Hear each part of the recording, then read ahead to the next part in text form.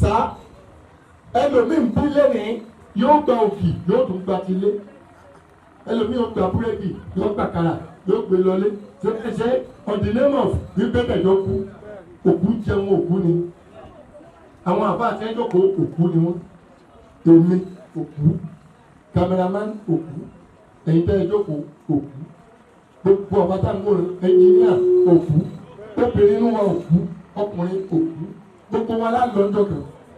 bẹ́ẹ̀ ni má jẹ́ kó yà ẹ́ lẹ́nu wọ́n lè pè ọ́ lọ́la pé àwọn tó dúró iná ẹ̀ ti lọ. àkà ẹ̀bùyẹ ọlọ́ má sọ bẹ́ẹ̀ làbẹ́ ẹ̀kọ́ ló dá mi bẹ́ẹ̀ ẹ̀yẹ ọlọ́run ni wá inú kéèjì gbogbo wa wà ìjọba wù láti pa ní òmù. ìmáàmù là ń kó ń bọ́. ẹja wa fìyẹn lẹ̀ wá sínú. ta ni sọ fún ọkọ ìdálẹ́ òní kò sí ta ló sọ fún ọkọ dọ̀la kò sí ronú plan next week. aláàbò tó di next week. láhìlá ó fẹ́ kó o mọ̀ pé ìran mẹ́ta lọ́lọ́run dá. bẹ́ẹ̀ ni ó láwọn ará o ẹ tó mọ̀ ṣẹ́gbọ́mọ̀ tí ọmọ ó mọ̀ ayé mọ̀ pé kò mọ̀. bẹ́ẹ̀ ni ẹ tí ọmọ bẹ́ẹ̀ ni tó mọ̀ kó mọ̀ ọlọ́run ayé sì mọ̀ pé kò mọ̀. aláàbò ayé mọ̀ kó mọ̀ ẹ̀bùn mú mọ̀ kó mọ̀. bẹ́ẹ̀ ni mẹ́ta tó ló ń dáná rẹ̀. ìmáàmù ó là tún ń wá kó. dáwọn ará kan ìran kan ó ṣe láàárọ̀ yóò rí ṣe bẹ́ẹ̀ yóò sì ni máa jẹ yóò tún gbà dalẹ̀ bẹ́ẹ̀ ni yóò tó sọ̀kọ̀ kò sí rẹ́ńbẹ̀. ìran kan yóò ṣe láàárọ̀ yóò ṣe lọ́sàn-án yóò ṣe lálẹ́ kò sì ní rí ṣe ọmọ ní ọ̀padà là á. Allahu akbar. bẹ́ẹ̀ ni ìran kan sàárì àárọ̀ yóò sàárì ọ̀sán Bẹ́ẹ̀ ni. ọlọ́run ti dá lóhùn lọ́wọ́ rẹ̀ lẹ́ á sì Bẹ́ẹ̀ ni. mú rọ̀lẹ́ náà kò sí ọlọ́run rẹ́ńbẹ̀. á jèrè tó ṣe rẹ̀ Allah kí láti pẹ́ ti dẹ̀jọ́ Allah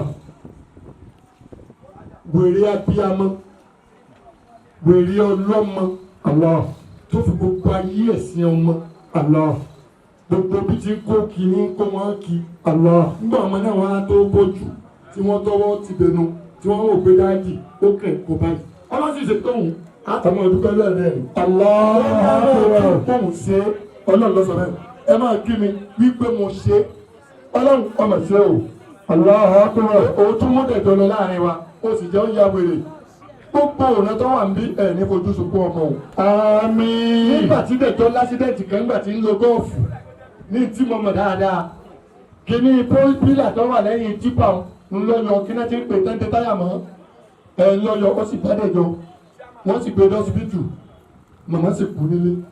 Allah àbí bẹ́ẹ̀ kọ́ bẹ́ẹ̀ ni a sì mẹ́yẹ tí ìyá rẹ̀ bí ṣùgbọ́n lọ́n tóbi àdúgbò lọ́wọ́ ẹ bá wọ́n bó ti yẹ dẹ̀jọ́ tó ńjọ́ta lọ sí kọ́lẹ̀ ń jẹ́ olú ẹ̀kọ́ wa ẹ̀ máa jù bẹ́ẹ̀ lọ àdúgbò lọ́wọ́ ọlọ́run odó ti wá ọlọ́run ṣàánú wa àwọn ọmọ tó fi sílẹ̀ kábùrú mọ́tò bá wọn. Allahumma ọmọ táwa bí adi bàbá ọmọ ẹ̀dẹ̀jọ́ èyí tó bá rí bẹ́ẹ̀ nu wa ìyá mẹsùlùmí no network ọlọ́run bá mi dúró tiẹ̀ olùkọ́ ọmọ pírẹ́mì ṣìtà gbogbo kọ́mítì pátápátá ìṣọ̀lá jẹ́jẹ́ ayé yẹn ní dojúrú mọ́lọ́wọ́ gbogbo yẹn o.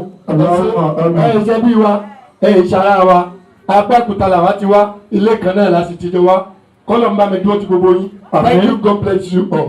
Ẹ ṣe. tẹ́gùn sáà ẹ ṣe gbogbo ọ̀rọ̀ ìmáàmù là ń kó. láńkó látẹ̀wọ́. ẹ máa fún láńkó.